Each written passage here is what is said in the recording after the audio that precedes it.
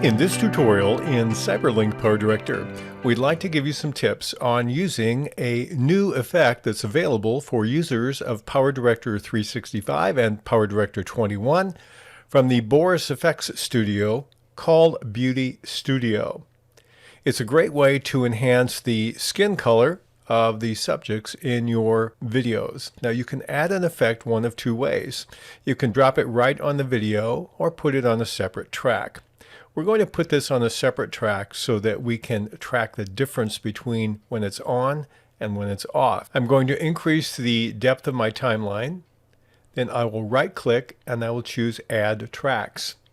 In this case, I do not want a video track. I'll zero that out, or an audio track. I'll just add one effect track, type the number 1 in, and I'll put it above track 2, which is below track 1, and click on OK. Now I have my effect track that we'll be using in this tutorial. So what I'd like to do is go to my effects. That's my FX on the left, or my F4 function key. And here I have all the effects. Now one of the ones in PowerDirector 365 and 21 is a third party. I'm going to expand that. And here I have several that are new. Let's look at the one called Image Restoration. It says I have 8. I'll click on that. And I'm going to want to look at the subcategory. So I have to expand this to the right. I don't like using the images with the balloon. They really don't tell me much. So I'm going to change the view. I'll widen it even further so you can see the names of it. And I'm going to take the one called BCC Beauty Studio. I'll take and drag and drop that in my effect track in this segment of my video. And then we can minimize these and maximize our viewing screen. So I have that effect active right now. Now let's look at the difference. I'm going to turn it on and off and you'll see what it can do. And this is only part of what it can do. There's the woman's face with the effect active. I turn it off and you notice a difference. This is especially helpful when you have very high def photographs and it gets every pimple, every zit, every imperfection. This smooths it out in a rather nice way.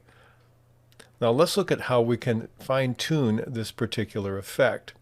So I'm going to click on it and click on the Modify button above the timeline. This will open up all my controls for this particular effect. And we have lots. This particular element here doesn't really show me much about what the effect does.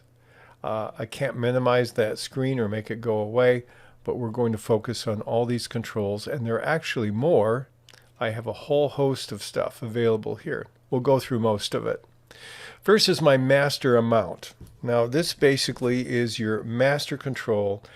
If the value is over 100 up to 200, it will basically overdrive all of your smoothing edits of the person's skin.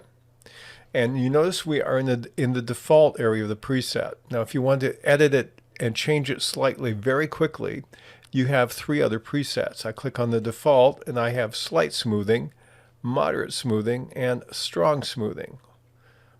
So let's take this and go to slight, and you see the difference on the screen.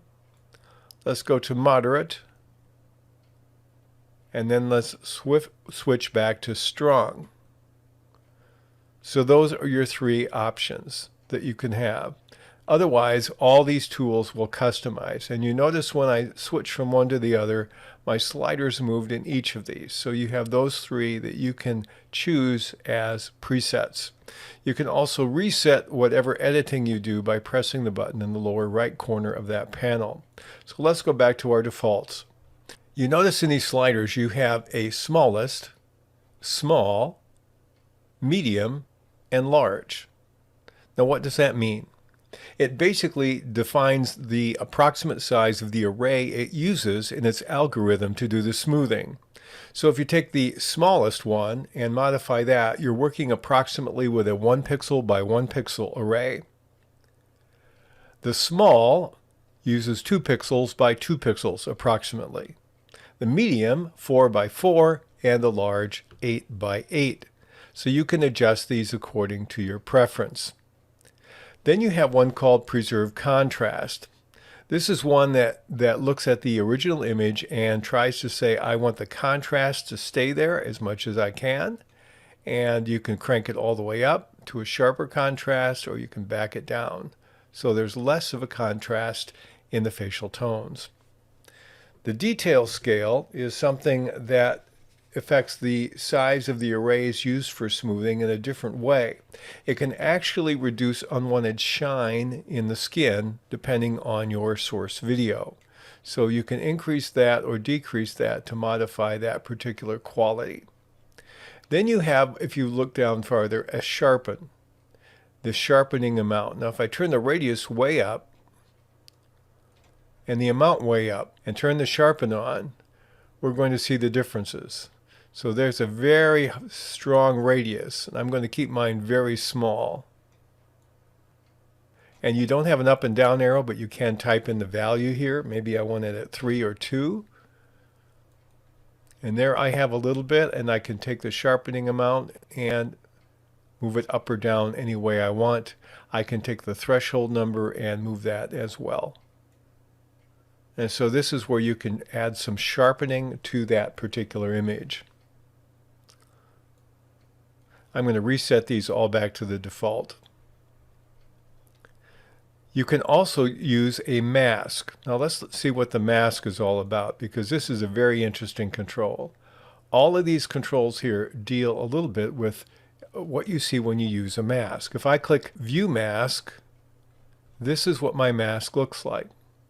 And by default, if I'm going to just work on the skin tones of my subject in the video, I normally will want to use a mask, but you notice it's captured some other elements that will be smoothed as well. When I click on Use Mask, I don't have to see the mask, but this shows me exactly what it is. Then we have a pre-smoothing amount, a softness, a hue softness, a luma, a clip black, and a clip white. I won't go into all the details of these sliders. Let me show you something about the color.